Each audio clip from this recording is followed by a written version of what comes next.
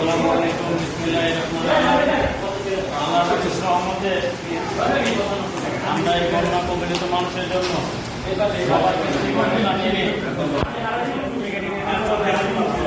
এই যে যুব সমাজে যারা আছেন কাজ করতেছে, চাল, ডাল, পেঁয়াজ, আলু, খাবার পানি, সয়াবিন তেল, বিস্কিট, গ্যাস লাইট, তো দোয়া করবেন আমরা এই বন্যাত্মক মানুষের মাঝে সুন্দরভাবে যেন বন্ধ করতে পারি, আর এমনি করে সবার মাঝে যেন এই খাবারগুলো দিতে পারে।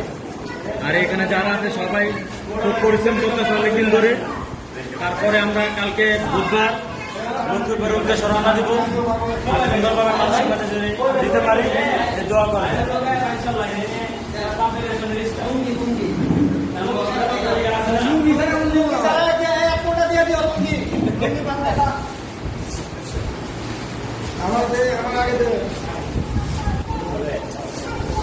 নাই না রাজীব ভাই, অটো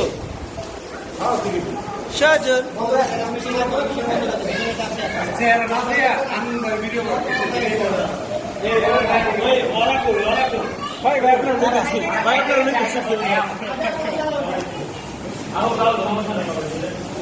এই যে আমাদের সবচেয়ে কিউট বয়টা, মাত্র 16 বছর। ঘুরে ঘুরে এদিকে